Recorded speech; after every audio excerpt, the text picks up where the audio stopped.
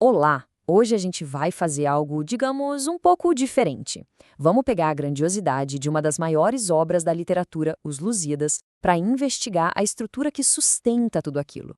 Isso mesmo, vamos falar de gramática. É uma viagem da poesia direto para a sintaxe. Vamos começar com esse soneto que, nossa, é um dos mais famosos de Camões.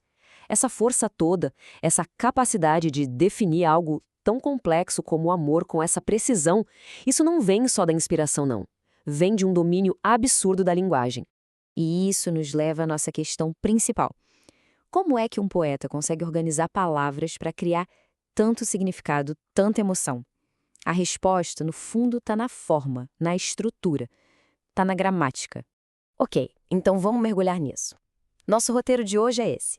A gente começa com os pilares da oração, depois explora os diferentes tipos de sujeito, vê umas exceções à regra e, para fechar, um desafio com os versos do próprio Camões. Tudo começa por aqui. Para a gente entender a mensagem de qualquer texto, seja o mais simples ou o mais épico de todos, primeiro a gente precisa identificar os dois termos essenciais, o sujeito e o predicado. Então, o ponto central é o seguinte: o sujeito é sobre quem ou o que estamos falando. Já o predicado é tudo aquilo que a gente fala sobre o sujeito. Um é o protagonista, o outro é a ação e tudo que vem com ela. Basicamente isso. Agora a gente vai um pouco mais fundo. O sujeito não é uma coisa só. Ele pode aparecer de jeitos diferentes.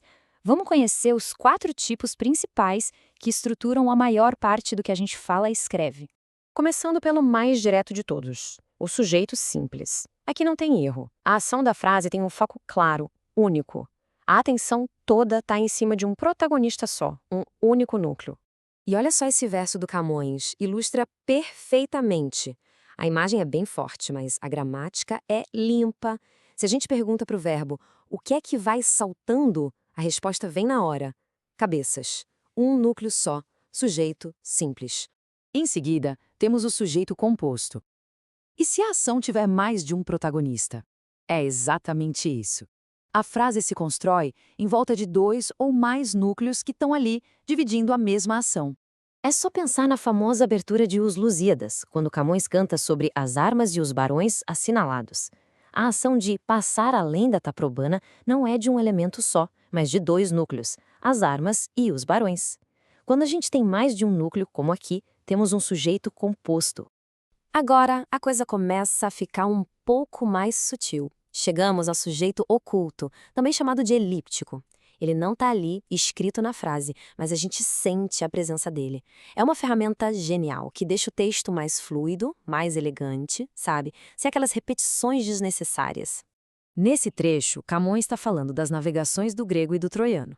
Logo em seguida, ele manda um "que fizeram". Pergunta: quem fizeram? O verbo na terceira pessoa do plural e todo o contexto da frase nos dizem que são eles, ou seja, o grego e o troiano. O sujeito está lá, só que oculto. E por último, o sujeito indeterminado. Aqui é diferente, existe um agente, alguém fez a ação, mas a gente não sabe quem é. Ou não dá para identificar, ou por algum motivo a intenção é não revelar. É o sujeito misterioso da história. Tá, e aqui está o ponto que confunde muita gente. Qual a diferença então? No sujeito oculto, a gente sabe quem é o sujeito, ele só não está escrito ali, o contexto entrega.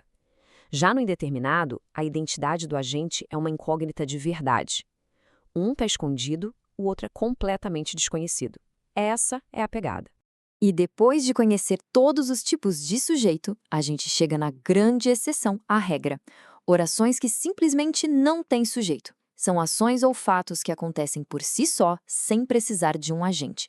E isso acontece em casos bem específicos, com verbos que indicam fenômenos da natureza, tipo chover, nevar, ou com os verbos haver, fazer e ser, quando eles são usados para indicar tempo ou existência. Nesses casos, a oração se basta, ela não precisa de um sujeito para fazer sentido. Chegamos ao desafio final. Muito bem, já passamos pela teoria. Agora é hora de colocar a mão na massa. Vamos testar o que vimos com mais alguns versos do nosso mestre.